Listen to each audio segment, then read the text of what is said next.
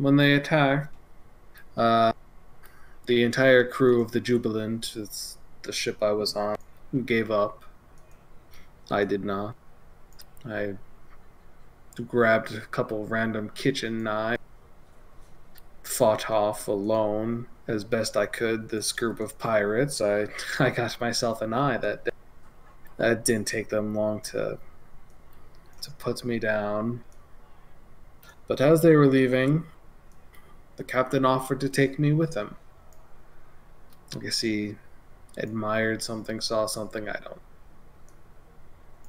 I was young, I was bored of what I was doing. I accepted the offer, and I became a pirate. I served on that ship for over 10 years. We didn't do too many bad things. Sure, ships were robbed, a few people died, but we mostly left people unharmed if they didn't fight back. That's where I got these, and he looks down at his tattooed arm, and you saw my claw. We all had nicknames and gimmicks, I suppose. I was one for acrobatic antics and the ferocity I tended to show. They called me Tiger. The captain of the ship, you heard his name tonight, was Beast. Captain Beast Langley. He was a hulking giant of a man. It was Hurley. He could crush a man's skull in one hand. But that's not important. As I said, I was on the ship for about 10 years.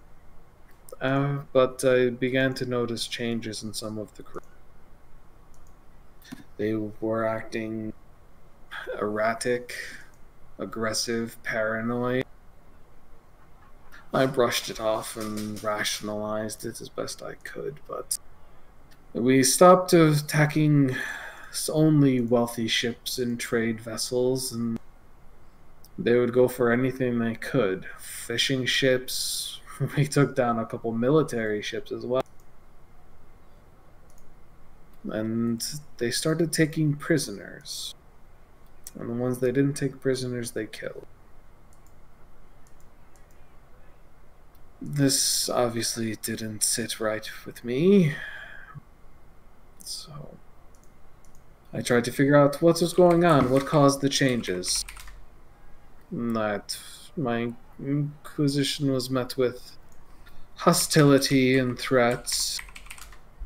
So I began snooping.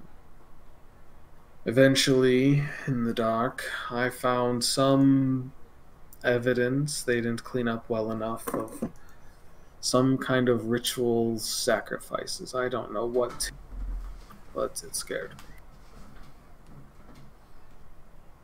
I decided to stop them the only way I knew I could. I prepared a dinghy and set a fuse in the gunpowder room. As I was racing to my escape, the captain caught me, grabbed my arm, and I managed to give him a good slash across the face and just barely dropped the dinghy into the water. And at this point, he pulls out that club, which, if you've been on a boat, it's actually a really big belaying, and it's scorched on one side from an explosion.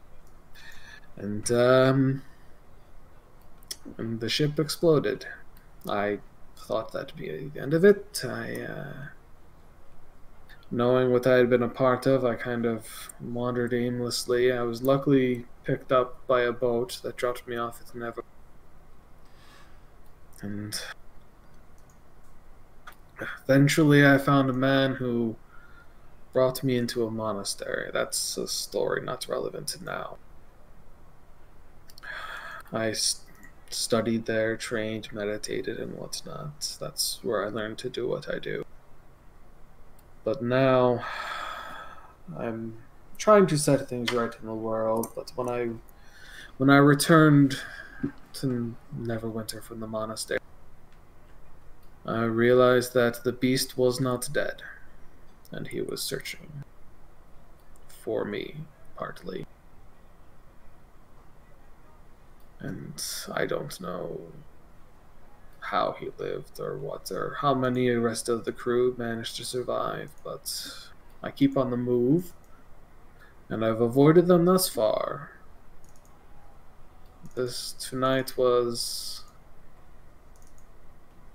Tonight was scary to be this close.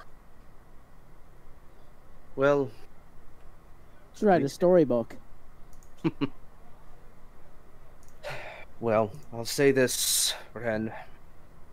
If the beast comes searching for you, and we are at your side, we'll make sure he gets more than a few scorch marks and a metal claw to the face.